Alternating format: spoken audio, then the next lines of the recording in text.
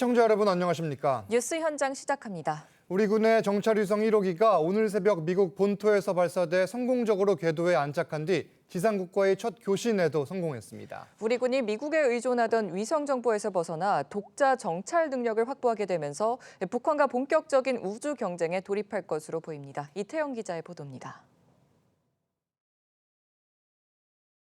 4, 3, 2, 1. 한국 시간 오늘 새벽 3시 19분 우리 군 독자 정찰 위성 1호기가 연기를 뿜으며 하늘로 날아갑니다. 정찰 위성은 일론 머스크가 설립한 미국 스페이스X사의 우주 발사체 펠컨 9에 실려 발사됐습니다. 발사 14분 후인 3시 33분 1단 추진체 분리와 페어링 분리를 마친 위성은 성공적으로 궤도에 올랐습니다. 이후 1호 위성은 오전 9시 47분쯤 우리 지상국과의 교신도 성공했습니다. 1호 위성과 지상국 간의 최초 교신에도 성공한 것을 확인하였습니다. 이번 발사 성공으로 우리 군은 한국형 삼축 체계의 기반이 되는 핵심 전력이자 독자적 우주 감시 정찰 능력을 확보하게 되었습니다. 정찰 위성 1호기는 고도 400에서 600km의 낮은 궤도를 돌면서 정보를 수집할 예정입니다. 앞으로 짧으면 4에서 6개월 동안 시험 평가를 거친 후 본격적인 감시 정찰 임무에 들어갈 예정입니다. 우리 위성의 해상도는 가로 세로 30cm급입니다. 3m 크기 장갑차에 적힌 식별번호까지 판독할 수 있는 해상도로 정부 관계자는 세계 5위권 수준이라고 밝혔습니다. 북한이 지난 21일 먼저 발사한 정찰 위성 만리경 1호보다 해상도가 100배 이상 뛰어난 것으로 관측됩니다. 국방부는 2025년까지 정찰 위성 4기를 더 쏘아 올려 총 5기를 전력화에 나설 계획입니다. TV조선 이태영입니다. 저는 오늘 방송통신위원회 위원장직을 사임합니다.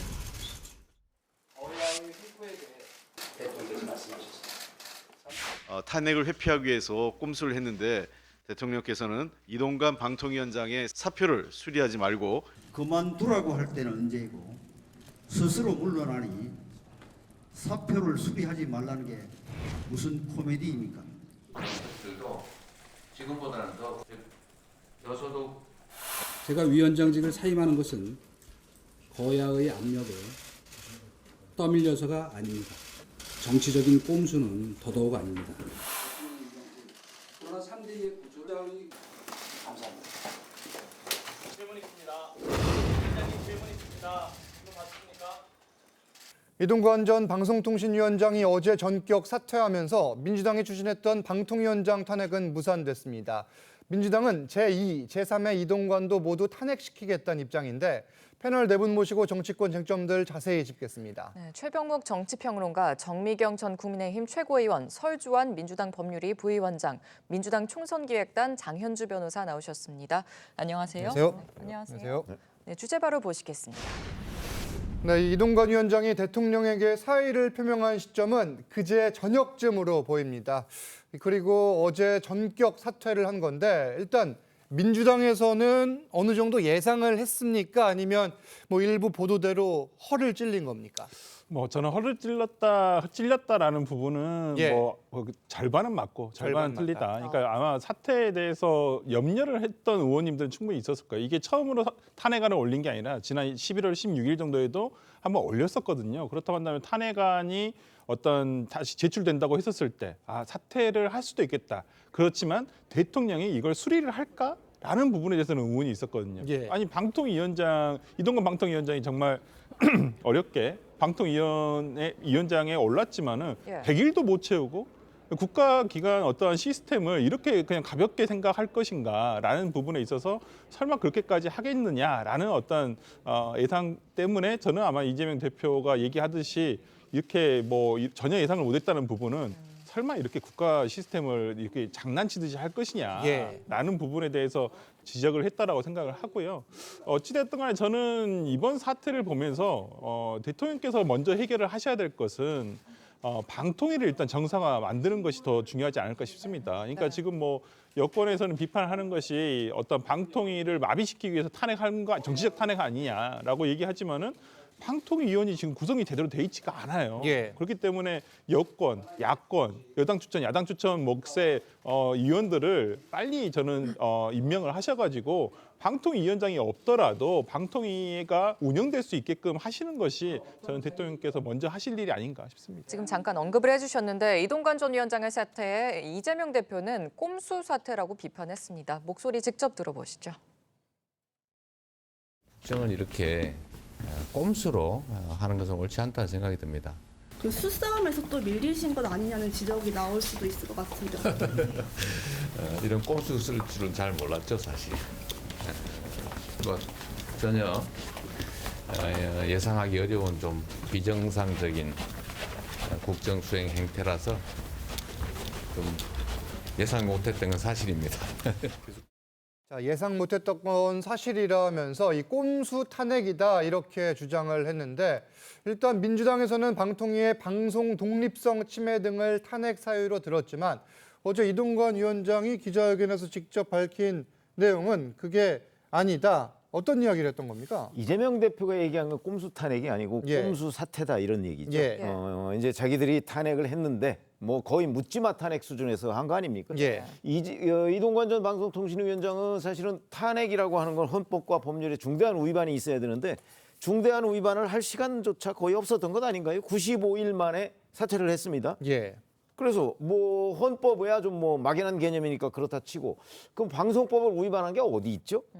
민주당이 지금 탄핵 사유로서 든 내용을 보면 그 이동관 전 위원장이 그 과연 방송법을 위반했느냐 하는 부분에 관해서 별로 납득할 만한 사유가 없습니다. 예. 그렇기 때문에 민주당이 이제 그 거의 방송통신위원회 기능을 내년 총선 전까지는 무조건 마비시키겠다라는 걸로 보이고 예. 자 그렇다면 그렇게 그냥 그 거기에 대응을 하지 않고 그냥 마비시키는 상태로 가는 게 올바른 선택이냐 아니면 이제 별도의 대책을 마련해서 정말 그 뭐 한 달 정도는 어차피 공백이 불가피하더라도 자 그다음부터는 정상화시키는 게 맞는 거냐 하는 점에서 본다면 저는 당연히 이동관 전 위원장과 같은 저런 선택을 할 수밖에 없다. 불가피했다. 아니 왜냐하면 국정을 마비시키려고 하는 쪽에 대응해서 이쪽에서는 국정 마비는 안 된다. 방송이 마비는 안 된다. 이거 아니겠어요? 예. 그럼 마비시키지 않는 쪽을 선택하는 것이 정상이지. 어떻게 그냥 앞으로 한 뭐 5, 6개월 방송통신위원회 마비돼도 괜찮습니다라고 하는 게 정상이냐? 일반 국민들도 당연히 지금 여권에서 한 조치를 저는 지지할 거다 이렇게 봅니다. 예. 네, 그런데 이런 상황에서 민주당은 이동관 전 위원장의 후임도 모두 탄핵하겠다고 예고를 했습니다. 김기현 대표는 국민들의 심판에 직면할 것이라면서 또 날을 세웠는데 이 내용도 들어보시죠. 경고합니다. 제2, 제3의 이동관 모두 탄핵시키겠습니다. 또다시 이동관이 했던 방식대로 하는 방통위원장 보낸다면 그대로 자시하지 않겠습니다. 탄핵이라고 하는 것이 민주당의 대표를 허위하기 위한 불법적 수단으로 활용되는 이 악행을 이제는 멈추게 해 주실 것을 부탁드립니다.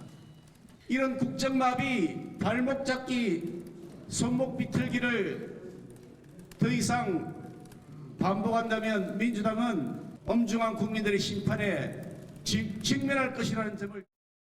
자, 그러니까 이 후임자에 대해서 어떤 경우든 탄핵하겠다.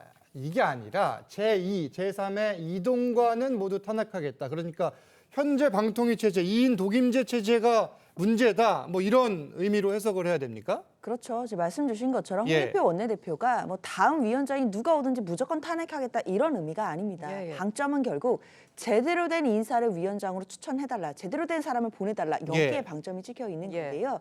사실 아시다시피 박통위는 5인제 합의제 기구입니다. 그러나 지금 이동관 위원장이 사퇴를 했지만 그전에는 2명이서 지금 위원회를 계속 꾸려왔던 부분이 있거든요. 예. 과연 5인 합의제 기구인데 2명이서 사실 의결을 하고 이런 그런 중대한 결정을 하는 거에 대해서는 방통위법 위반이 아니냐라는 지적들이 계속해서 있어 왔습니다. 그렇기 때문에 민주당이 원하는 것은 이제 이동관 위원장이 사퇴를 했으면 제대로 된 사람을 위원장으로 보내야 할 것이고 그다음에 대통령께서도 방통위를 제대로 구성하셔서 예. 5인제 합의제를 제대로 꾸려달라는 이야기입니다. 그렇게 해서 방통위가 뭐 2인이 2명이서 함께 의사결정을 하는 그런 좀 기형적인 그런 형태가 아니라 제대로 된 합의제 기구의 역할을 할 수 있도록 그래서 방송의 독립성을 보장해주고 그리고 방송 자유와 그런 언론의 자유와 독립을 위해서 제대로 기능하는 위원회를 만들어달라는 것이 야당의 요구다 이렇게 말씀드립니다. 이게 사실 여야가 첨예하게 부딪히는 지점인데 이 국민의힘 쪽에서는 이런 움직임이 사실 이 민주당 쪽에서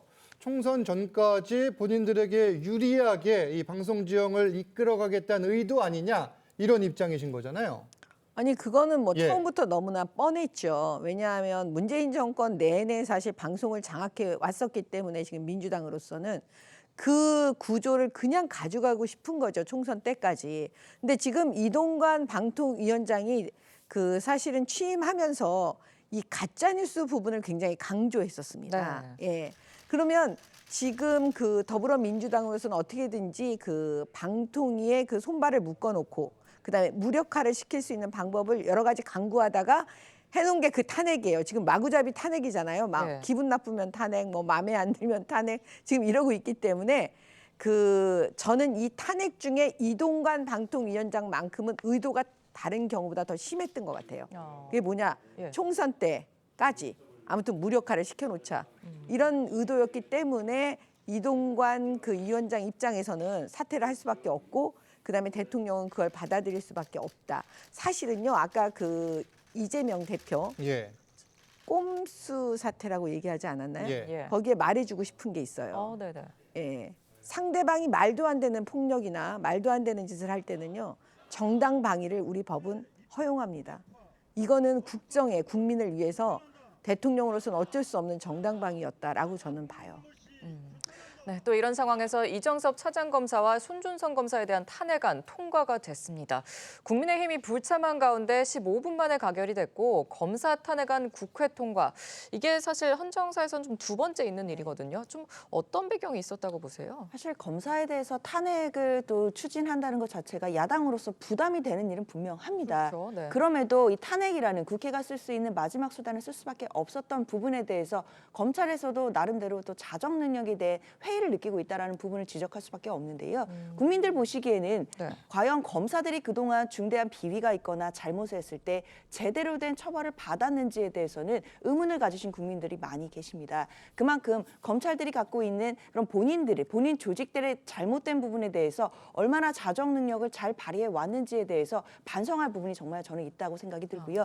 특히 손중성 검사 같은 경우에는 고발사주 의혹과 관련해서 5년이라는 그 막중한 형을 구형을 받은 상태입니다. 물론 아직 선고는 나오지 않았지만 예. 그만큼 중대한 혐의로 재판을 받고 있는 분이고 이정석 검사도 지금 인사조치가 될 만큼 여러 가지 비위 혐의가 많은 분입니다. 이런 분들에 대해서 국회가 할 수 있는 탄핵 소추를 함으로써 국민들께 보여줄 수 있는 야당으로서 또 국회로서의 책무를 다하는 부분들이 있고요. 이로써 검찰에서도 검사 내부에서도 본인들의 조직에 잘못된 점이 있다라고 한다면 스스로 자정 능력을 발휘해야 된다라는 부분도 또 상기가 되는 계기가 되었으면 좋겠습니다. 일단 이정섭 검사의 경우에는 이 이재명 대표 사건의 수사 책임자였기 때문에 국민의힘 측에서는 이재명 방탄용 탄핵이다 이렇게 비판을 하는 상황이고 지금 민주당에서 탄핵 카드를 계속 꺼내들고 있는데 뭐 앞서 제2의 제3의 이동관 탄핵하겠다 이런 말도 했어요. 지금 방통위원장 후임 인선을 뭐 이르면 돌아오는 주에 바로 할 거 아니에요? 어떻게 예상하세요? 앞으로 상황. 그 민주당의 눈으로 보면 예. 누가 방송통신위원장 후보자가 되든 간에 다 제2의 이동관, 제3의 이동관으로 보일 거요 아마? 그럴 것이다. 저는 그렇게 봅니다. 예. 그러니까 이번에 이동관 전 위원장을 탄핵한 것이 그게 이동관이라는 사람이기 때문이냐 아니면 방송의 기능을 무력화시키기 위해서냐? 저는 후자라고 보거든요. 후자다. 그렇기 때문에 누가 후임자로 오든지 간에 다 예. 제2, 제3의 이동관으로 보일 거라고요. 그러니까 다 탄핵하겠다는 얘기죠. 그 본질은 그 총선 때까지 현재의 언론 지형이 본인들한테 유리하다고 보는 거죠. 그러니까 이 유리한 구도를 가져가려면 지금 이동관 전 위원장은 이걸 정상 국면으로 그 되돌려 놓겠다는 거 아니에요? 그거는 민주당의 입장에서는 그게 비정상으로 보이는 거거든요. 그렇기 때문에 저는 뭐 의도가 명확하다 이렇게 봅니다. 그 해석의 여지가 없다고 보고요. 자, 이렇게 된다면 방송통신위원회 그건 물론 그렇고요. 자, 검사들 손준성 검사 지금 공수처에서 5년 구형해 놨어요. 자, 그런데 이제 남은 거는 이제 선고만 남았습니다. 그런데 선고에서 뭐 유죄라면 그 선고에 따라서 처벌을 받으면 될 것이고 만약에 무죄라면 이런 코미디가 어디 있습니까? 그렇죠? 그러니까 그 선고를 보면 될 텐데 그걸 안 보고 굳이 탄핵을 한 거. 그다음에 이종석 검사 지금 확인된 거는 그 뭐 한 10여 년 전인가 뭐 위장 전입한 거 한 건밖에 없어요. 자, 검사가 위장 전입을 했다. 물론 해서는 안 될 일이지만 위장 전입을 했을 경우 그 부분에 관해서 뭐 감찰이나 뭐 이런 걸 통해서 충분히 징계가 가능해요. 그게 탄핵 사유인가요? 그걸 탄핵 사유로 얘기하는 사람 아마 거의 없을 것이다라는 관점. 더군다나 이재명 대표 수사 지휘를 한다고 해서 표적으로 탄핵을 했던 거 아니겠습니까? 근데 그 자리에서 물러났어요. 자, 이제 무슨 이유로 탄핵을 하고 있는 거죠? 그냥 관성인가요? 저는 그런 이게 다 표적에서 빗나간 탄핵이다 이렇게 생각합니다. 알겠습니다. 반박 있으십니까? 네, 이동관 방통위원장의 탄핵에 대해서는 뭐 기능을 마비시키기 위해서 그랬다라기보다는 저는 이동관 방통위원장이 온 이후에 KBS를 보십시오. KBS 박민 사장에 대한 임명 과정이라든지 이런 부분, 그 박민 사장이 임명된 이후에 KBS 내의 어떤 프로그램 폐지 과정에서의 부적절함 이런 것들은 어떻게 설명하실 건가요? 분명히 저는 이런 부분에서 본인의 그런 소임을 다 했구나라고 생각해요. 저 민주당이 예를 들어서 아까 홍익표 원내대표가 얘기했듯이 뭐 제2의 이동관, 제3의 이동관에 대해서 다 탄핵을 할 것이다. 물론 저는 무조건 뭐 지금 여당이 추천을 한다 해서 탄핵을 할 것은 아니라고 봅니다. 일단 탄핵에 대한 전제 조건은 위법한 사항이 돼야 돼요. 그렇기 때문에 저는 그러한 부분에 있어서 어떤 위법함이 드러나게 된다면 당연히 저는 먼저는 수사 절차입니다. 탄핵은 제 우선의 칼이 될 수는 없어요. 이것은 제일 마지막에 꺼낼 칼입니다. 지금까지 우리가 했던 것은 이동관 위원장에 대한 어떤 비위라든지 이런 부분에 대해서 고소 고발을 했지만은 수사 착수가 되지 않고 있어요. 물론 수사를 하는데도 시간은 걸립니다만 지금에 있어서는 민주당은 이동관 위원장이 있는 동안에는 이런 KBS와 같은 사태가 다시 벌어지지 않으리라는 보장이 없기 때문에 불가피하게 저는 이동관 방통위원장이 탄핵을 했다고 치고요. 검사들에 대한 탄핵은 저는 탄핵이라는 것이 그 법적 효과는 파면입니다. 인용이 됐었을 경우에는. 그렇다고 한다면 사법적으로 처분을 받는 것과 어떤 헌법재판소의 탄핵을 통해서 판단을 받는 것은 다른 부분이에요. 그렇기 때문에 예전에는 우리가 보통 사법 절차를 거친 다음에 탄핵을 했거든요.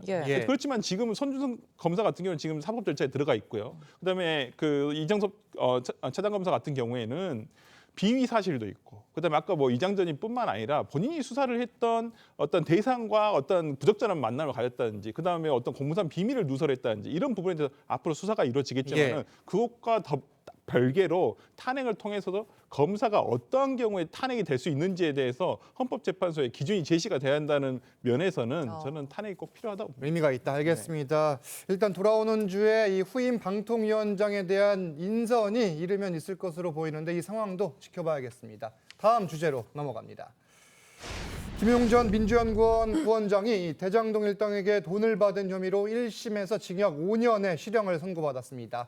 다시 수감이 된 건데 이 징역 5년 선고와 법정 구속 먼저 어떤 배경으로 어떤 이유로 보십니까? 지금 그 징역 5년은 그 지금 나와 있는 금액 있지 않습니까? 6억 불법 정치자금으로 인정한 금액. 그거에 비해서는 턱없이 좀 낮아요.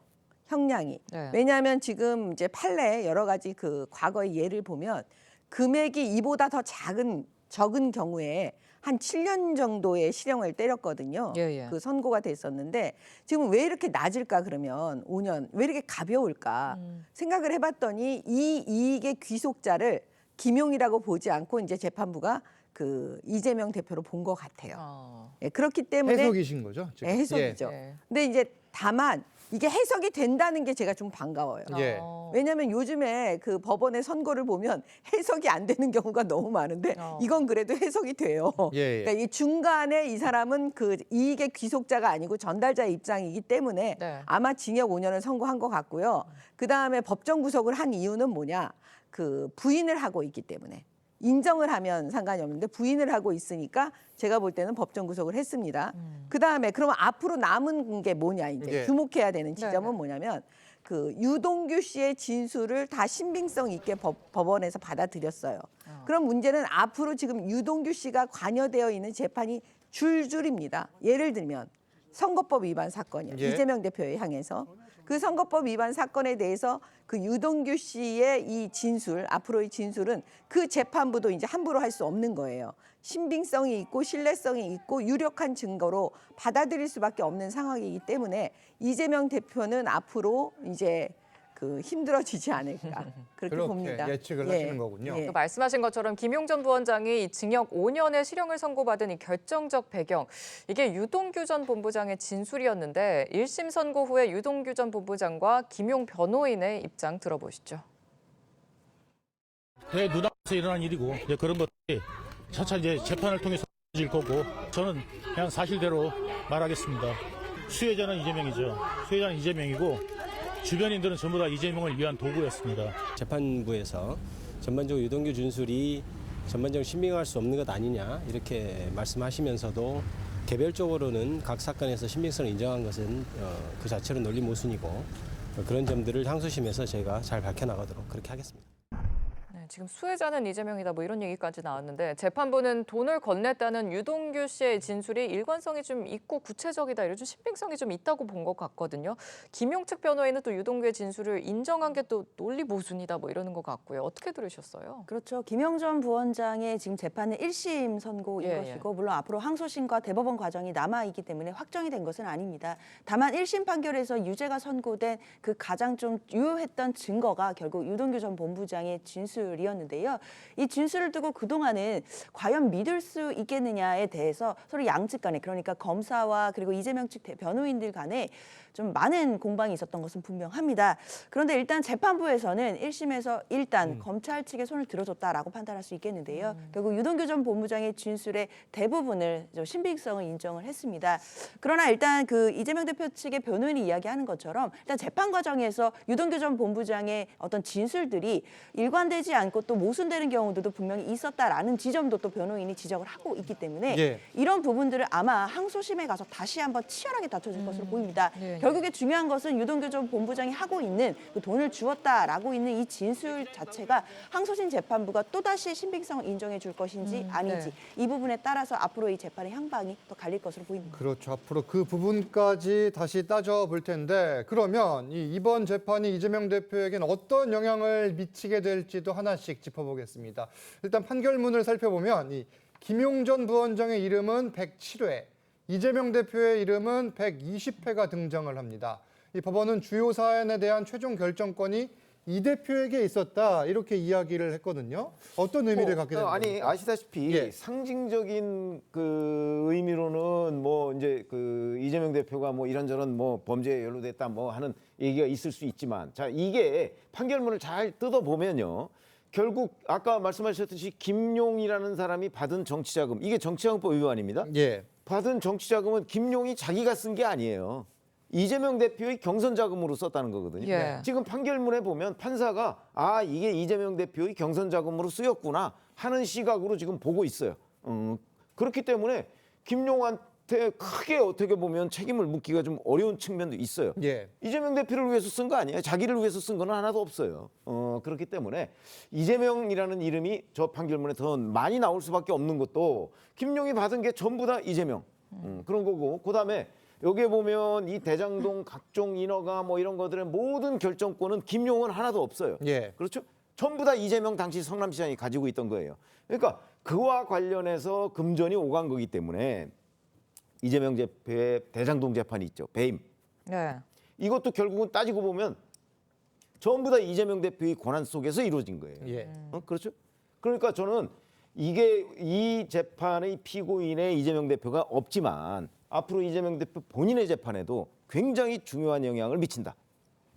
모든 권한은 다 이재명 성남시장한테 있었다. 그럼 책임도 다 이재명 성남시장이 져야 되는 거죠. 결국은 이 대표를 향해 갈 수밖에 없다 지금 이런 설명인 건데. 또 이재명 대표는 그동안 돈 한 푼 받지 않았다고 했고 유동규 전 본부장은 경선 자금으로 알고 있었다고 했죠. 그런데 돈을 준 남욱 변호사는 이재명 대표가 몰랐다는 주장에는 또 의문을 제기하고 있습니다. 직접 들어보시죠.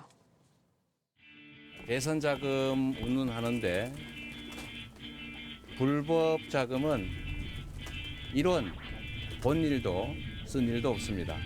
김용 부원장에게 이제 자금 넘길 때 이게 대선 자금으로 쓰일 거라는 걸 좀 알고 계셨을까요? 경선 자금을 알고 있습니다. 상식적으로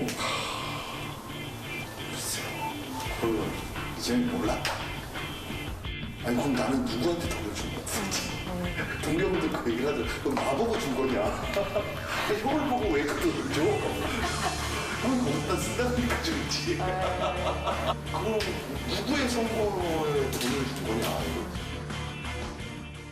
누구의 선거에 돈을 준 거냐 이렇게 마지막으로 질문을 하는 내용까지 들으셨는데 일단 이재명 대표 측에선 김용 전 부원장의 실형에 납득이 어렵다 이런 입장인데 지금 모든 칼끝이 결국은 이 대표를 향할 수밖에 없다 이런 해석에 대해 어떻게 보고 계세요? 뭐 이번 재판 결과를 근거로 해가지고 추가로 수사가 될지는 모르겠어요. 예. 그러니까 기존에 이런 부분에 대해서 충분히 검찰에서도 아마 인지를 했을 거라고 생각합니다. 왜 그러냐면 김용 다음에 그러면 김용 씨가 이 돈을 받아서 어디다 정확하게 썼느냐 이런 부분을 밝혀내야 되는 부분이거든요. 그렇죠. 그리고 이러한 돈을 쓴 거에 있어서 예를 들어 경선 자금을 쓰였다고 한다면 1심 판결문 있는 그대로라고 한다면 이재명 당시에 어떤 경선 후보가 이러한 부분에 대해서 알고 있었느냐 아니면 인지하고 있었는가 인식하고 있었는가에 대해서 수사가 이루어졌어야 돼요. 그렇지만은 이러한 내용 자체는 아무것도 없거든요. 여기에 대해서 수사가 이루어진 바도 없고요. 그렇다고 한다면 뭐 향후에 이 부분에 대해서 검찰이 수사를 하든지 그냥 단순히 1심 판결문의 근거에서 그냥 뭐 추측만으로는 저는 형사처벌의 근거가 될 수는 없다고 보거든요. 그렇죠. 분명한 객관적인 증거와 어떤 이런 부분들이 밝혀져야지만 이 부분에 대해서는 밝혀지지 않을까 싶습니다. 지금 객관적 증거 말씀하셨는데 검찰은 김용 씨가 받은 돈이 대선 경선 캠프로 흘러 들어간 이 정황을 파악했고요. 이 대표의 관여 여부를 이제 조사할 것으로 전망이 됩니다. 그럼 수사 방향이 이제 어떻게 될까요? 아니 아까 뭐 수사를 전혀 한 적이 없다 그러는데 그거는 잘못된 얘기인 거고요. 수사는 하지요. 근데 문제는 보세요. 현금을 받아서 이재명 대표 경선 자금을 쓴다는 거는 그거는 눈에 보이지 않게 쓰는 돈들이에요. 투명하게 다 밝혀서 쓰는 돈들이 아니잖아요. 그러면 그 돈을 쓴 김용 씨가 입을 벌리지 않으면 얘기해 주지 않으면 그걸 어떻게 수사를 할 수가 있겠어요? 뭐 수표를 쓴 것도 아닐 테고 카드로 쓴 것도 아닐 테고 그렇기 때문에 제가 이 재판부가 저는 참 이 판사가 그래도 상식적이고 정상적인 판사였고 우리가 알고 있던 그런 판사다라는 생각이 드는 게 뭐냐면 보통에 만약에 이재명 대표를 위해서 판사가 만약에 판결을 한다면요. 그 뒤에 이거 소명이 없다. 그 돈이 과연 캠프에 어떻게 흘러들어가서 누구에게 하는 게 입증이 되지 않았으니까 뭐 무죄 이렇게 쓸 수도 있잖아요. 근데 그렇게 안 한 건 왜 그러냐면 보세요. 김용 씨는 입을 다물고 있고 지금 유동규 씨는 입을 얘기하고 있고 그다음에 남욱 씨가 얘기하고 있고 정민용 변호사가 얘기하고 있는데 이 사람들이 다 일관성 있게 얘기하고 있는 거예요. 그렇기 때문에 판사가 얘기를 했고요. 앞으로는 그럼 뭐냐. 김용 씨한테 또 달려 있습니다. 김용 씨는 징역 5년을 받았어요. 앞으로 항소심에서 저는 이게 더 낮춰질 거라고 생각 안 해요. 여기서 더 얘기 안 하고 거짓말을 계속한다면 형량이 더 높아질 수 있어요. 원래 상식이 그렇습니까?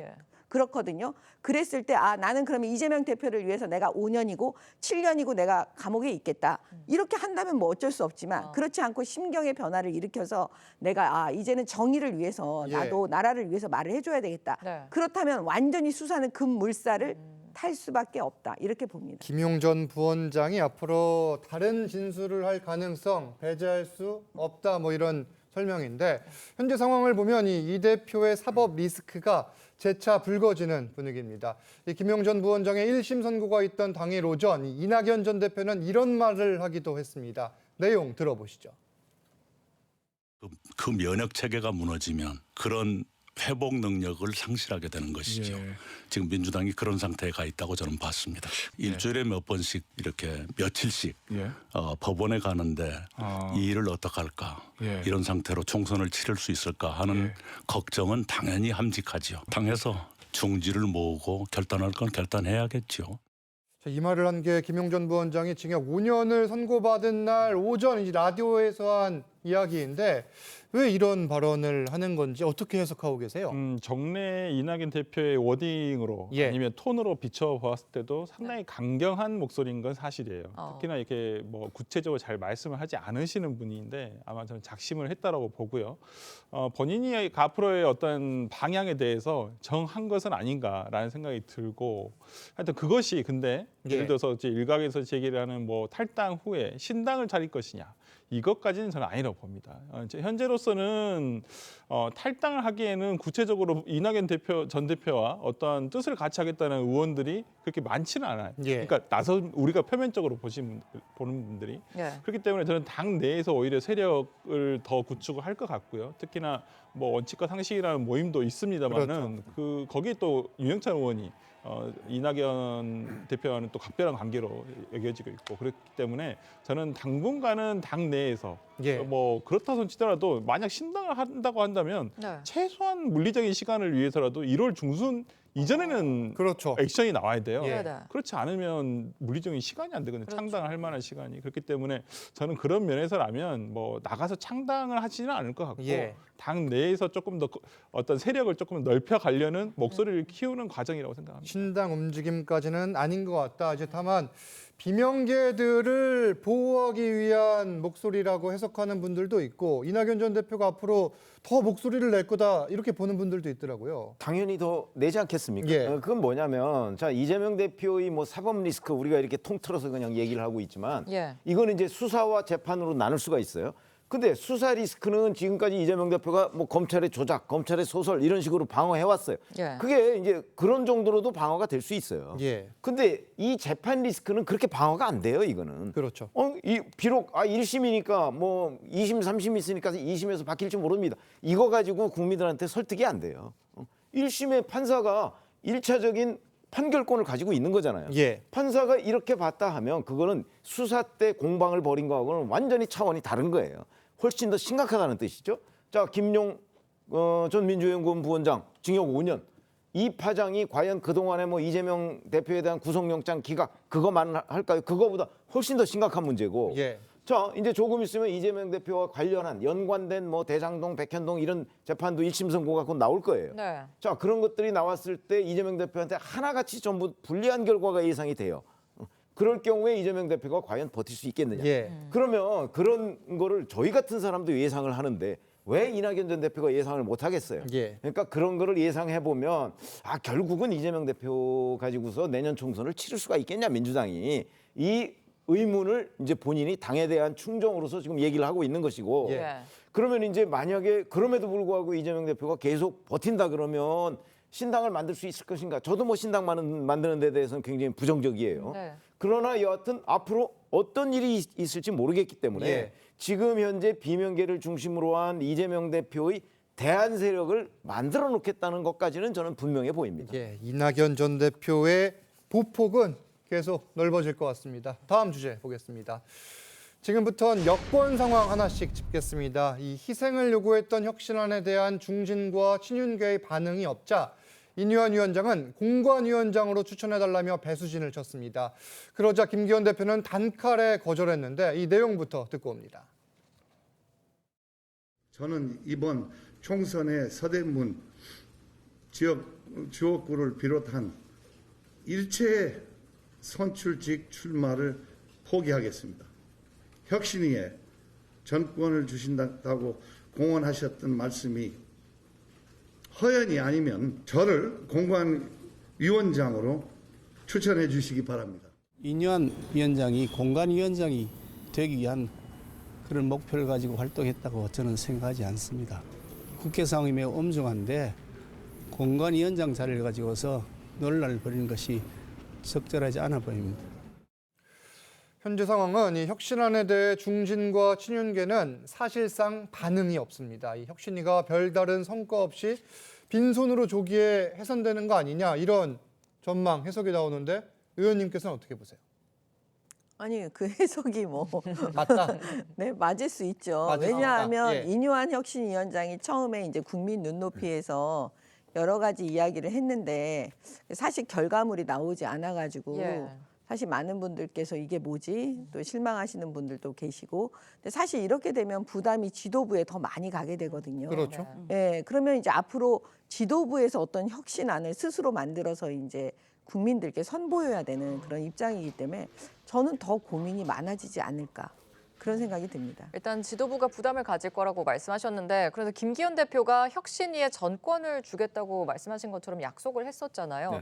혁신위의 실패는 지도부의 실패고 또 지도부의 리더십 타격 어느 정도까지 이제 지난번에 김태흠 충남지사를 이뇨한 혁신위원장이 만났을 때 김태흠 지사가 논계 얘기를 했어요. 논계라는 거는 논계는 혼자 강물에 빠지지 않습니다. 그렇죠? 적장을 끌어안고 강물에 빠진 경우죠. 뭐 다 아시실 겁니다. 아마 그런 걸 주문한 것으로 보이고 자, 혁신위원회가 그냥 제풀에 지쳐서 그 조기 종료 이렇게 하고 말까요? 전 그럴 것 같지 않아요. 그러니까 최종적으로는 아마 혁신위가 어떤 자기네들의 입장을 분명하게 내놓고 뭐 해산하더라도 해산할 거라고 보이거든요. 만약에 김기현 대표가 전권을 주겠다고 한 혁신위가 별다른 성과 없이 그냥 조기 종료해버리고 뭐 국민들 향해서 어떤 메시지를 냈다. 그럴 경우에 그 혁신위원장을 임명한 김기현 지도부가 버틸 수 있을까요? 저희들의 경험으로 보면 못 버틴다고 봅니다. 그거는 함께 무너지는 거예요. 그러면 그 함께 무너지는 사태를 김기현 지도부가 가만히 보고 있을 것이냐 아니면 거기에 무너지지 않도록 무슨 조치를 취할 것이냐 이런 부분을 간과해서는 안 돼요. 그렇기 때문에 저는 뭐 정치력이라는 게 중요하긴 하지만 아마 김기현 지도부에서도 지금 혁신위가 별다른 성과 없이 조기 종료해서 그냥 해체하는 수순으로 갔을 때 자기한테 돌아올 책임 뭐 이런 것들을 생각한다면 지금 여기서 손 놓고 있지 않을 거다. 기자들이 몰라서 그렇지 아마 손 놓고 있는 단계에 훨씬 넘었고요. 아마 굉장히 많은 여러 가지 작업들을 저는 하고 있을 거라고 봅니다. 알고 계시는 게 혹시 있으십니까? 제가 알면 벌써 얘기를 했게요. 알겠습니다. 아니 근데 있을 거라고 보는 거죠. 거라고 저희는 뭐 정치부 기자를 오래 했기 때문에 있을 거고요. 아마 혁신위원회가 그냥 성과 없이 끝나면 김기현 지도부도 버티지 못할 거라는 점은 충분히 얘기할 수가 있습니다. 특단의 조치를 취할 수밖에 없을 것이다. 뭐 이런 지금 분석이고 이렇게 여당이 어수선한 상황에서 조만간 이 개각이 단행될 걸로 보입니다. 이르면 4일째 월요일에 원희룡 국토부 장관 등에 대한 개각이 일단 이루어지고 한동훈 법무장관은 연말 또는 연초에 이 원포인트로 교체될 거다. 뭐 이런 보도 전망이 나오는데 뭐 이런 이야기가 계속 들리는 것 같아요. 아무래도 이제 곧 총선 출마를 해야 되는 어떤 국무위원들이 계시기 때문에 저는 나올 거라고 생각을 하고요. 뭐 한동훈 장관이라든지 나머지 뭐 이영 중소벤처기업부 장관이라든지 정치인 출신들은 당연히 나올 것이라 생각을 하고 그 외에도 저는 다른 장관들도 나올 거라 생각합니다만은 한동훈 장관의 인사가 왜 늦어질까? 여기 대해서 한번 좀 정치적인 생각을 그러니까 좀 포인트를 짚어보면 저는 어찌 보면 한동훈 카드는 어떤 이준석 신당 카드에 대한 어떤 대항 카드가 아닌가라는 생각이 좀 들어서 우리가 지금 11월을 한번 되돌아보면 거의 한 2, 3주 동안 이준석 신당에 대해서 거의 뉴스가 더블가 됐었거든요. 주말마다 또 저희가 그런 이야기를 나누지 않았습니까? 그랬었죠. 그래서 항상 우리가 지금 보는 눈이 12월 27일입니다. 이준석 대표가 얘기한 12월 27일만 지금 눈 빠지게 기다리고 있는데 그렇다고 한다면 27일 날 뭐 탈당을 하든 신당 뭐 어떤 선언을 하든 아무래도 붐업이 될 수밖에 없어요. 그렇다고 한다면 1월 11일 전에 어떤 지금 국무위원들은 사퇴를 해야 되는데 저는 그렇다고 한다면 그 당시에 한동훈 법무부 장관에 대한 카드를 내밀지 않을까. 왜 그러냐면 지난 11월 달에도 그렇게 뉴스를 도배하고 있을 때 마지막에 나온 카드가 한동훈 장관 카드가 나오면서 대구 가고 대전 가고 울산 가고 이런 부분의 행보가 계속 알려지면서 이준석 신당에 대한 좀 분위기가 약간 사그러들었거든요. 저는 그렇다고 한다면 12월 말에 있을 어찌 보면 이준석 신당에 대한 어떤 잠재울 수 있는 카드로 한동훈 장관 카드를 쓰지 않을까 싶습니다. 실제로 12월 말에 어떻게 될지 좀 지켜봐야겠고요. 일단 윤 대통령은 차관 인사도 준비하고 있습니다. 장미란 문체부 2차관 후임으로 이영표 전 대한축구협회 부회장이 유력 검토되고 있는데 이거 어떻게 보셨습니까, 변호사님? 저도 이 보도를 보긴 했는데요. 보도를 보고 좀 개인적으로 많이 놀랐습니다. 일단 뭐 이영표 전 부회장이 뭐 후임으로 뭐 거론된다 이런 부분에 대해서는 또 이영표 그 부회장 자체가 또 월드컵 영웅이기도 하기 때문에 또 많은 국민들의 또 어느 지지를 받을 수 있겠다라는 생각은 들었는데 그 후임 인선보다는 장미란 차관의 행보가 굉장히 좀 주목이 되는데요. 예. 아시겠지만 올해 7월에 임명이 됐습니다. 그럼 사실 4개월 정도밖에는 그 차관직을 역임하지 않았는데 4개월 만에 서 자리를 던지고 나오겠다라는 것은 결국 총선 출마하는 것이 아니겠느냐라는 어떤 의문으로 연결될 수밖에 없는 지점이거든요. 그렇기 때문에 지금 많은 언론 보도에서도 장미란 차관의 총선 출마설이 지금 많이 타진이 되고 있는데 예. 사실 장미란 차관이 정말 총선에 출마를 하게 될지 하게 된다라고 한다면 뭐 지역을 어디로 설정하게 될지 이런 부분에 대해서도 굉장히 좀 언론적으로도 또 국민적으로도 많은 관심을 받을 수밖에 없는 상황이기 때문에 예. 이 부분을 좀 앞으로도 계속해서 주목해서 봐야겠습니다. 그러니까 보도대로 이영표 전 부회장이 이 차관 후임이 되고 이제 장미란 현 차관이 자리에서 물러난다면 뭐 지금 상황상 총선 출마 가능성이 매우 커 보이는데 지금 거론되는 게 일단 비례대표로 갈 수도 있다. 아니면은 오산으로 갈 수도 있다. 이런 관측 보도가 계속 나오고 있어요. 그 사실은 윤석열 대통령과 함께 하신 예. 그 내각에 계셨던 분들이 사실은 수도권에 나오셔가지고 험지에서 싸워주는 게 사실 당을 위해서 나라를 위해서 대통령을 위해서 저는 좋은 일이라고 보는데요.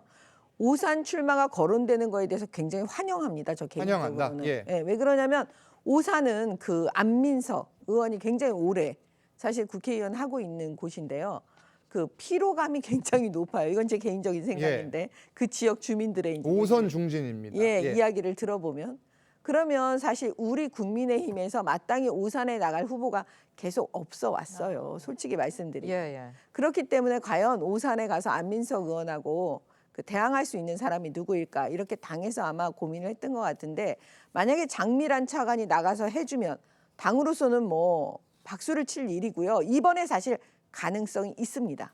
국민의힘에 기회를 오산 시민들이 줄 수 있어요. 예. 그게 왜 그러냐면 지난번 지방선거에서 그 오산시장을 우리가 탈환했습니다. 예. 그리고 또 아까 말씀드린 대로 한 사람이 5선을 했기 때문에 예. 피로감이 되게 높고요. 그래서 신선한 분이 가셔서 그 하면 제가 볼 때는 그 긍정적으로 이게 검토가 되지 않을까 이렇게 봅니다. 일단 장미란 차관의 오산 출마가 거론되고 있는 건데 오산은 장미란 차관의 자질에 의문을 제기했던 이 오선 중진 안민석 의원의 지역구이기도 합니다.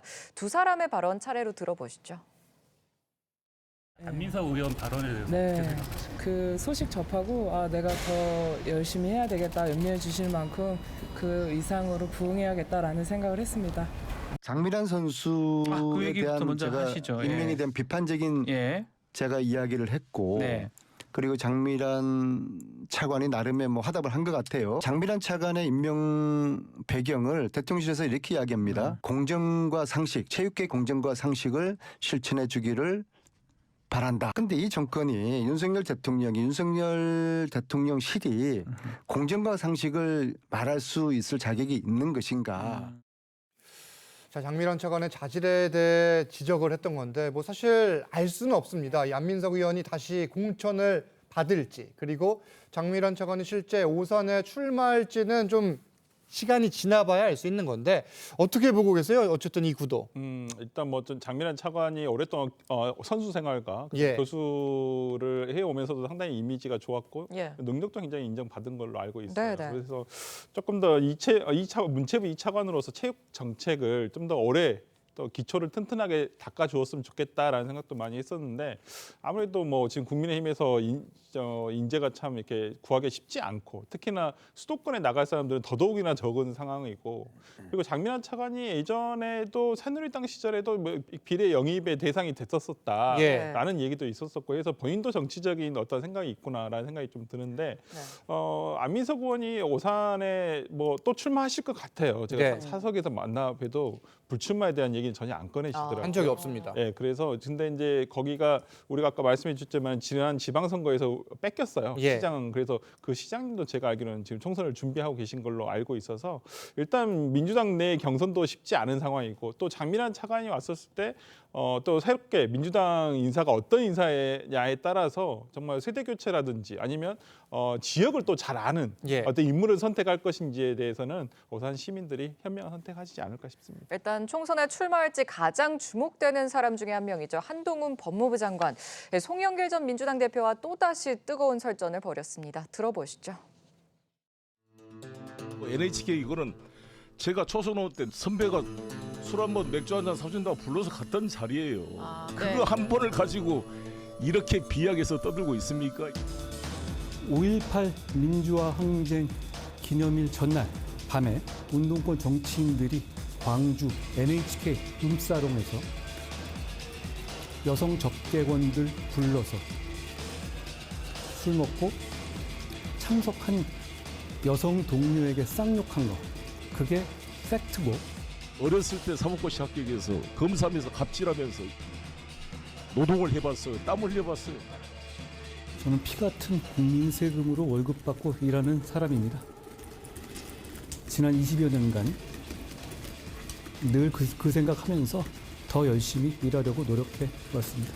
시대착오적인 운동권 제일주의로 각자의 자리에서 땀 흘려 열심히 일하는 국민들 가르치려 드는 송영길 전 민주당 대표가 참 안타깝게 생각됩니다.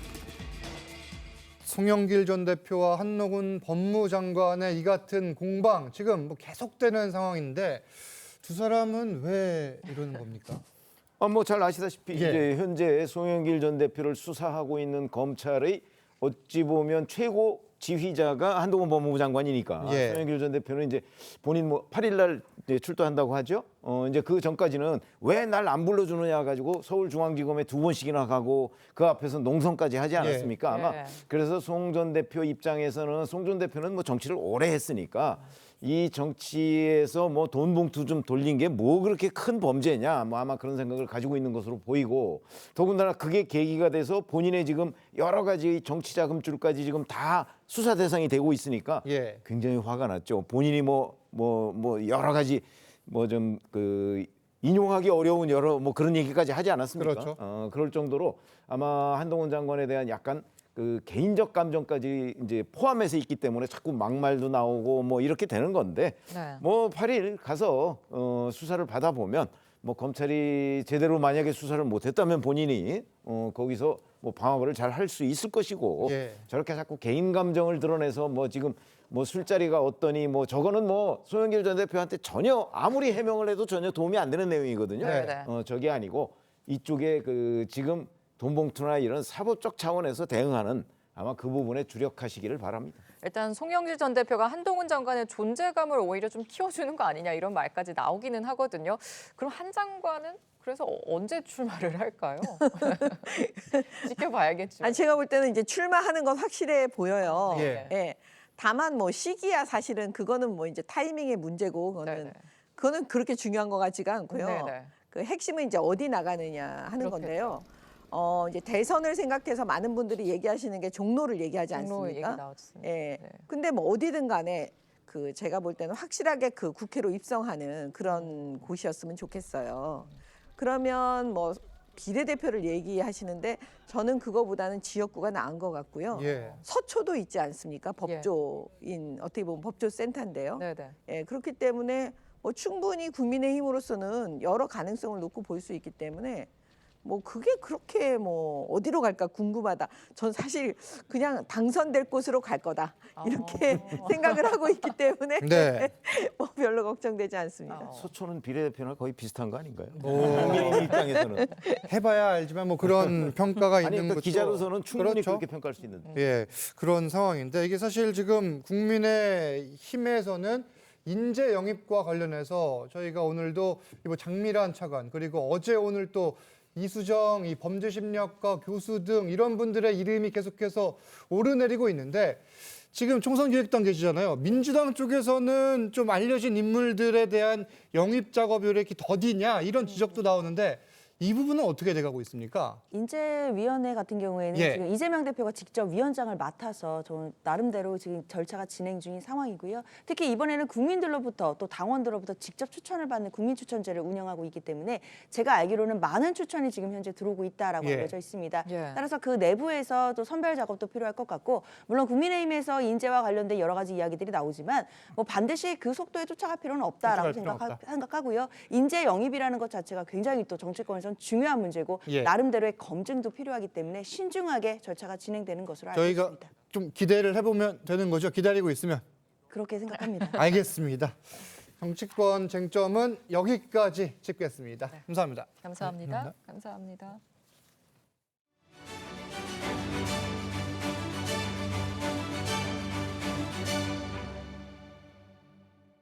제주의 한 감귤 창고에서 발생한 화재를 진압하던 중 20대 소방관이 순직하는 안타까운 사고가 발생했습니다. 주민 대피를 돕고 진화 작업을 하다가 콘크리트 지붕 처마가 무너지면서 머리를 크게 다친 것으로 전해졌습니다. 노도일 기자의 보도입니다. 어둠 속에서 갑자기 불길이 치솟습니다. 순식간에 불이 번지고 연기가 자욱하게 퍼집니다. 제주 서귀포시의 한 감귤 창고에서 불이 났습니다. 펑펑 소리가 나는데 밖에서 부랴부랴 하면서 소리 지르는 거예요. 출동한 소방관들은 창고 옆 주택에서 80대 노부부부터 구조했습니다. 화재 진화를 시작한 지 10여 분 만에 콘크리트 지붕 처마가 무너졌고 머리를 크게 다친 29살 임성철 소방교가 끝내 숨졌습니다. 불이 난 창고는 농기구 등을 보관하던 곳인데 냉장고 등 일반 집기들도 창고 안에 갇혔던 것으로 전해졌습니다. 소방관이 이제 그 처마 밑에 콘크리트 벽에 깔려서 이제 사망하게 된 겁니다. 전기 누전으로 인한 이제 화재로 추정되는데 고 임성철 소방교는 2019년 경남에서 첫 임용됐지만 고향에서 일하고 싶다며 2년 전 제주 소방본부에 재임용됐습니다. 소방청은 순직한 임 소방교에게 소방장으로 1계급 특진을 추서했습니다. 고 임성철 소방장의 연결식은 오는 5일 제주종합경기장에서 제주도장으로 엄수될 예정입니다.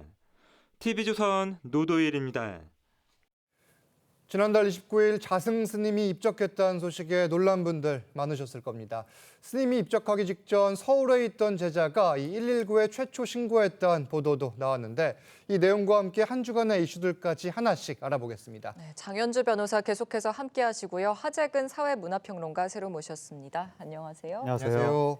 자, 이 자승 스님의 사망 당일 행적 등이 속속 보도가 되고 있습니다. 일단 이 스님의 제자가 119에 최초 신고한 걸로 지금 소방 통화 내역을 보면 나오고 있어요. 예, 그 경기 소방재난본부가 119 녹취록을 공개했는데 화재 당일인 지난달 29일 오후 6시 49분에 119 신고가 들어왔습니다. 그 신고 내용이 뭐냐면 칠장사 인근에 칠장사에 혹시 위급한이라고 하면서 전화번호를 하나 불러주면서 위치 추적을 좀 해달라, 긴급하다 이런 내용의 신고가 들어온 거예요. 그래서 119가 아니 그 번호 관련해서 신고가 들어온 게 없는데 누구시냐라고 물어보니까 신고자가 이분 위치가 어딘지 확인 좀 해달라. 이분 저의 스승이고 스님이다 이렇게 얘기를 한 거예요. 근데 그런 얘기를 하던 중에 그 칠장사에서 화재 신고가 들어왔다고 합니다. 그래서 119에서 지금 화재 신고 들어왔는데 혹시 화재 신고하려고 하시는 거냐라고 하니까 신고자가 아니 뭐 자세히는 모르는데 하여튼 위급한 상황이다라고 신고를 했는데 그 신고자가 바로 그 자승 스님의 그 제자라고 하는 것이고 한편 그 자승 스님은 화재 당일에 칠장사 주지 스님을 만났는데 만나서 나오는 대화가 평소처럼 쉬러 왔다라고 하면서 일상적인 대화만 나눴고 어떠한 뭐 극단적인 선택을 암시하는 말은 전혀 하지 않았다고 합니다. 그리고 화재 현장에서 법구, 즉 스님의 시신이 발견이 됐었는데 그 시신의 유전자를 검증한 결과 자승 스님으로 확인이 됐습니다. 네, 이런 가운데 자승 스님이 지난 3월부터 또 지인들에게 입적을 암시하는 듯한 발언을 했었다. 이런 보도가 나왔어요. 그렇습니다. 자승 스님이 지난 3월에 인도 수레를 다녀왔는데 그 이후부터 혹시 나에게 무슨 일이 생기면 어디를 한번 열어봐라 이런 말씀을 하셨다는 겁니다. 그래서 진짜로 해당 장소를 열어봤더니 유서 한 10여 종이 나왔고요. 그 중에서 이제 개인적인 부분들을 제외하고 이제 3건의 유서가 지금 추가로 공개가 된 상황입니다. 일단 첫 번째는 현재 총무 원장인 진우 스님께 남긴 건데요. 끝까지 함께하지 못해 죄송합니다. 종단의 미래를 잘 챙겨주십시오. 이제 이런 취지의 내용이 있었고요. 또 두 번째로는 제자들에게 각자 2억씩 출연해서 토굴을 복원해달라라는 유언을 남겼는데 이 토굴이라는 것이 이 칠장사의 요사체입니다. 그러니까 이번에 그 자승 스님이 이제 그 입적하시면서 그 이제 불에 타버린 그 요사체를 복원해달라라는 유언을 남기셨고요. 또 세 번째로는 상월 선언과 함께해주신 사부대중께 감사합니다. 이렇게 시작을 하면서 결국 한국 불교계를 이끌어 가주기를 이제 서원한다. 뭐 이런 취지의 유서가 있었는데요. 일단 그 총무 원장과 상자들에게 남긴 유서에는 본인의 또 서명까지 있었다고 합니다. 일단 경찰에선 자승 스님의 사인에 대해 이 화재사로 추정한다 이렇게 1차 구두 소견을 발표를 했습니다. 그러면 지금 너무 갑작스러운 일이어서 놀라신 분들이 많은 상황인데 수사는 어떤 식으로 종결이 되는 겁니까? 네, 일단은 그 앞서도 하정원 평론가 말씀 주셨지만 법고에서 1차 구두소견도 나왔고요. 그리고 유전자 검식상 자승 스님인 걸로는 밝혀졌습니다. 현재까지는 범죄 혐의점은 없는 것으로 보여지긴 하는데요. 다만 경찰은 모든 가능성을 열고 수사를 한다는 방침입니다. 특히 이제 조계사에서도 뭐 입적하신 부분과 관련해서 소신 공양을 하신 거다라고 공식적으로 발표하긴 했지만 그럼에도 경찰에서는 지금 여러 가지 가능성을 놓고 수사를 하는 중인데요. 특히 이제 칠장사 주지 스님이 지강 스님의 이야기를 들어봐도 직전에 얘기를 해봤을 때 극단적인 선택을 암시하는 말이 전혀 없었기 때문에 과연 이 동기에 대해서도 여러 가지 의문점들이 나오는 부분들이 있습니다. 그렇기 때문에 경찰로서도 지금으로서는 모든 것을 단정할 수는 없는 상황이기 때문에 추가로 발견된 유서까지 포함해서 모든 상황들을 수사하고 있는 것으로 전해지고 있습니다. 일단 가능성을 다 열어놓고 수사를 진행하는 거군요. 네, 자승 스님의 분향소엔 장례 첫날부터 각계 인사들과 신도들의 분향 행렬이 이어졌습니다.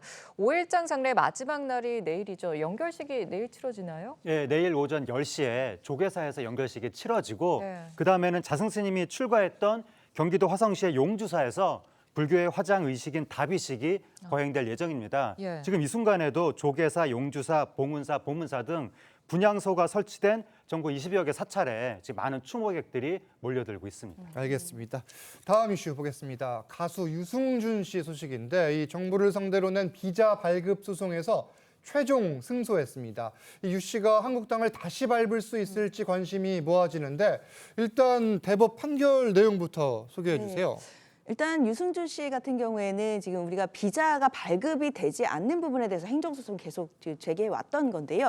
앞서 2020년에도 승소를 한번 한 적이 있었습니다. 근데 그때는 비자 발급이 거부된 것이 취소됐던 부분을 행정소송에서 승소를 했던 부분이 이제 절차 위반 사유가 있었거든요. 문서로 통지해주지 않은 부분에 대해서 그 부분에 대해서 유승준 씨가 승소한 부분들이 있었는데 그 이후에 그러니까 행정소송에서 2020년 승소한 이후에도 유승준 씨가 영사관에 다시 비자 발급을 요청했지만 그때도 또 거부가 됐었거든요. 그 거부에 대해서 또다시 소송을 제기했고 이번에 대법원에서 최종적으로 승소를 된 겁니다.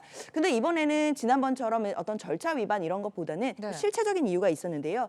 특히 이제 38세를 넘겼고 그리고 국익을 해칠 우려가 없다라고 한다면 또 입국을 허용해 줘야 된다 또는 이제 비자를 발급해 줘야 된다라는 취지가 담겼기 때문에 이번에는 지난번 소송과는 달리 좀 다르게 판단할 수 있는 여지가 있겠다라는 판단이 듭니다. 그럼 유승준 씨 이제 한국당을 밟을 수 있다 이렇게 봐야 될까요? 가능성이 커졌다라고 말씀을 드려야 될 것 같습니다. 왜냐하면 결국에는 비자를 다시 요청하더라도 또 비자가 거부될 수도 있는 건데요. 그렇지만 이번에는 사유가 아무래도 38세를 넘었고 그리고 이제 체류 자격을 부여해야 된다는 취지로 나왔기 때문에 비자 발급 자체는 될 가능성이 있습니다. 그러나 법무부에서 입국 거부를 하고 있다는 것, 입국 금지를 하고 있다는 것은 별개로 봐야 될 텐데요. 일단 병무청에서 요청을 해서 병역 기피 목적이 있었기 때문에 이미 법무부 차원에서 입국이 금지된 상황입니다. 그렇다면 비자를 받더라도 입국은 안 될 수 있거든요. 결국에는 비자도 나와야 되는 것이고 법무부에서 입국 금지도 해제가 돼야 되는 그 두 가지 그 경우의 수가 남기 때문에 과연 이 부분을 정부에서 외교부에서 어떻게 처리해 줄지에 따라 유승준 씨가 과연 한국당을 밟을 수 있을지 여부가 결정될 것으로 보입니다. 그렇겠네요. 그러면 이번 판결에 대해 유승준 씨는 어떤 반응을 보였습니까? 지난달 30일에 그 자신의 SNS에 유승준 씨가 이 본인이 승소했다는 기사를 캡처해서 올렸었거든요. 그러니까 아마도 자신이 이겼다는 것을 자축한 것이 아닌가. 근데 이와 관련해서 별도의 코멘트는 하지 않았고 유승준 씨의 변호인이 YTN 라디오 인터뷰에서 아직 비자가 발급된 것도 아니고 아직 별다른 계획이 없다. 그리고 설사 비자가 발급된다고 하더라도 입국과 관련된 뭐 구체적인 계획도 없다. 그렇게 밝히게 했습니다. 시민들 반응은 어떻습니까? 시민들 반응이 이제 또 일각에서는 우리나라의 다양한 방식으로 병역을 회피해온 사람들이 많은데 유승준 씨가 너무 대표적으로 과하게 벌을 받은 것 같다. 뭐 심각한 경제사범이나 안보에 위협을 준 것도 아닌데 입국조차 막는 것은 과했다. 뭐 이런 반응이 있는가 하면 또 반대편에서는 아니 유승준 씨는 병무청한테 그 기간 내에 한국으로 돌아오겠다고 약속을 해놓고서도 결국 미국 국적을 취득해서 뭐 우리나라에 안 돌아온 거 아니냐. 비자 발급도 해서는 안 되고 어떤 입국을 뭐 시켜서는 안 된다. 그런 반응도 나왔는데 팬들은 지금 환영한다는 반응을 내놓고 있습니다. 여전히 의견이 엇갈리는 상황이네요. 자, 다음 이슈 보겠습니다. 지난달 22일 개봉한 영화 서울의 봄이 개봉 열흘 만에 300만 관객을 모으면서 흥행몰이를 하고 있습니다. 이런 흥행으로 우리 한국 영화에도 봄이 오는 게 아니냐 이런 기대가 함께 나오고 있어요. 네, 봄은 확실히 올 수도 있지 않을까라는 기대가 나오고 있는데 그러니까 지난 여름에 기대작들이 계속 흥행이 잘 안 되면서 와 이거 관객들이 좀 마음이 완전 식은 것인가? 막 극장에 봄은 오지 않는 것인가? 그런 걱정들이 있었는데 그렇죠. 이번에 서울의 봄이 지금 개봉 10일 만에 300만 관객, 이번 주말에 400만 관객 돌파가 확실시 되고 입소문이 지금 엄청나게 좋게 나오고 있습니다. 그러니까요. 재밌다, 뭐 몰입이 엄청나다, 막 이런 예. 식의 입소문들이 나오고 있어서 많은 관객들이 지금 잠재적 대기 수요가 굉장히 많은 거예요. 이대로 가면 뭐 1000만 가까이도 가능한 거 아니냐 그런 이야기가 나오면서 제발 좀 이 영화의 이런 흥행 열기가 다른 영화로 전이됐으면 좋겠다. 그러한 바람을 업계 관계자들이 내비치고 있습니다. 그런데 이 흥행 배경에 이 2030 MZ 세대가 또 있다는 말이 나와요. 네, 그러니까 이 영화가 서울의 봄 옛날 얘기잖아요. 수십 년 네. 전 얘기잖아요. 그래서 중년 관객이 많을 것 같았는데 의외로 2030 세대가 전체 관객 중에 56%에 달한다고 절반이 합니다. 넘네요. 그러니까 그렇게 많을 수밖에 없는 것이 그러니까 사람이 원래 이 공동체의 역사적인 중요한 사건에 대해서 관심이 있거든요. 네. 다만 그 관심이 영화를 풀어냈을 때 너무 다큐멘터리처럼 또 지루하게 나오면 관심이 덜할 수 있는데 네. 이 영화는 진짜 재밌게 만들었다는 거예요. 막 지루할 틈이 없다 이런 얘기가 나오니까 많은 젊은 세대도 관심을 갖는 것 같고 젊은 세대가 뭐 12.12 사태라고 하면 과거에 뭐 막연히 알고 있는데 자세히는 몰랐다가 이 영화를 통해서 자세히 알게 되고 또 전두환 씨에 대해서 과거에 뭐 광주 학살에 대해서 사과도 안 하고 추징금도 내지 않고 그런 거에 대한 MZ세대의 또 분노도 있었거든요. 예. 그런 것도 이 영화에 투영이 돼서 상당히 젊은 층 사이에서도 바람이 나타나고 있는 것 같습니다. 이게 사실 앞서 범죄 도시가 1000만 영화를 했지만 다른 영화들에게까지 순기능 순영 영향을 미치지는 못했잖아요. 네. 이번에는 어떨까요? 그러니까 이제 범죄도시 같은 경우에는 그 영화 하나만 뻘럭 솟아 올라오고 그러니까요. 다른 영화는 사실 뭐 같이 덩달아 올라가지 못했었는데 네. 자꾸 이렇게 흥행이 뭐 특정 영화가 되다 보면 결국에는 바람이 일지 않겠느냐라고 기대가 되는 거고 그러니까 사람들이 걱정하는 게 코로나19 기간 동안에 관객이 극장에 가는 습관 자체를 잊어버린 거 아니냐, 생활 패턴이 바뀐 거 아니냐. 저도 아직 못 봤어요, 사실. 서울의 봄을. 예. 그래서 그거에 대한 걱정이 있었는데 과거에는 젊은 세대가 또 주말에 극장 가는 생활 패턴이 있었거든요. 예. 근데 범죄도시 한번 보고 서울의 봄 한번 보고 자꾸 보다 보면 자기도 모르게 그 패턴이 되살아나면서 다시 또 습관이 형성되지 않겠느냐. 그렇게 영화계에서는 기대를 하는 거죠. 세포가 살아나기를 바란다. 그렇습니다. 알겠습니다. 두 분 말씀은 여기까지 듣겠습니다. 감사합니다. 감사합니다. 감사합니다. 확실히 어제보다는 추위가 덜합니다. 오늘 서울의 낮 최고 기온 7도로 어제보다 6도가량 높겠는데요. 당분간 한낮에 큰 추위는 없겠지만 아침 저녁으로는 영하권 추위가 이어지는 만큼 보온에 신경 쓰셔야겠고요. 다음 주 화요일에는 아침 기온도 영상권으로 올라서겠습니다. 오늘 밤에는 경기 북동부와 강원 중북부에 눈이나 비가 내리겠습니다. 예상 적설량은 경기 북동부에 1cm 미만, 강원 내륙과 산지로 1에서 3cm가 예상됩니다. 동해안은 건조주의보가 이어지고 있는 가운데 저녁부터 강원과 경북 산지, 동해안으로 순간풍속, 초속 15에서 25m 이상의 강풍이 불겠습니다. 내일은 전국이 대체로 맑겠습니다. 내일 아침 기온 보시면 서울이 영하 4도, 대전이 영하 3도 보이겠고요. 낮 기온은 서울과 춘천이 영상 5도 예상됩니다. 수요일에는 중서부 지역에 눈과 비가 내릴 전망입니다. 날씨였습니다. TV조선 뉴스 현장 마칩니다. 함께 해주신 여러분 고맙습니다.